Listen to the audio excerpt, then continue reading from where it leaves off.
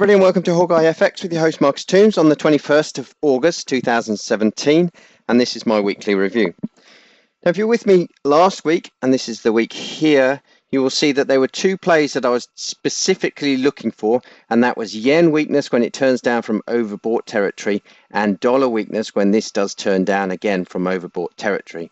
And we were going to trade these two pairs, or look to trade these two pairs, against all our other currencies which were turning up. And if you remember, I looked at the 720 chart here last Monday, and you can see at that time the euro, the pound, the Canadian, the Aussie and the New Zealand were all turning up. Okay, before we look at this in more detail on the charts, we'll just have a look at what we're going to expect this week coming, and that is continuation of these plays that are only just starting. So we will be looking for further weakness in the yen and further weakness in the dollar. We are looking for strength in the commodity countries, the Canadian, the Aussie and the New Zealand, and then later on this week we should get some strength from the pound and the euro if they turn up on the fat man here. Okay, if we start by looking at the yen, you can see this just turned down at the beginning of last week here. Now, it was a week of two halves for the yen. While it weakened through to Wednesday, Thursday of the week, you can see here on the 240-minute chart, it then turned up, and we ran this up to overbought territory within the downtrend on the daily charts, and this was a pullback in the bigger trend.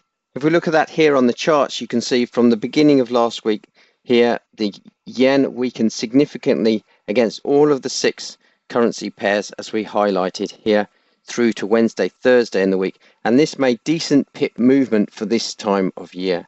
You can then see this pullback that the yen had coming back to retest and make a triple low in the US dollar yen. It made a further low in the pound and the euro as we saw these turn down on the 240-minute fat man and continued to weaken. In the Canadian here, the Aussie and the New Zealand, you see we made this first trend run up, and now on that trend run we've had a pullback or a retracement down to the 50% level here on all of our three trades. We will now expect this to strengthen. We're looking for confirmation of the uptrend once we break this previous high to have a higher high and a higher low in all of these three charts. Now, looking at the US dollar on the 4-hour charts, we can see the US dollar continued to strengthen through to midweek last week until it started to turn and come into weakness. And you can see here the Canadian strengthened against the dollar, the Aussie strengthened against the dollar, and the New Zealand strengthened against the dollar. We're not looking to trade the US dollar against the yen pair. The pound started to turn and come into strength, as is the euro.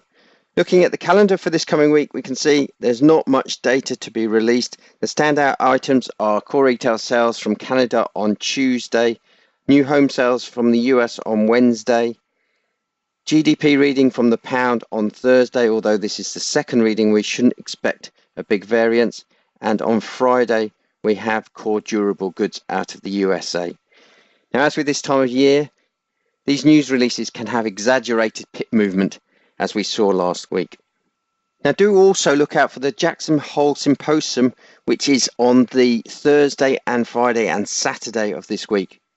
This is held in Jackson Hole, Wyoming, and is attended by central bankers, finance ministers, academics, and financial market participants from around the world. Comments and speeches from central bankers and other influential officers can create significant market volatility.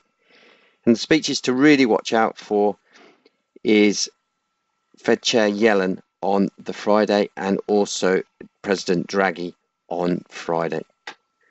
Okay, in summary then, I'm looking for yen weakness and US dollar weakness against all our other currencies. We will be waiting for the pound and the euro to turn up on the charts this week. This is very much risk off market conditions, but do look out for choppy conditions. Certainly if we see more political upheaval in the United States of America and also any other terrorist attacks, that may see a flight to safe haven currency pairs. Okay, I do wish you all the best for your trading this week, and do watch out for light trading conditions for the last 2 weeks of August.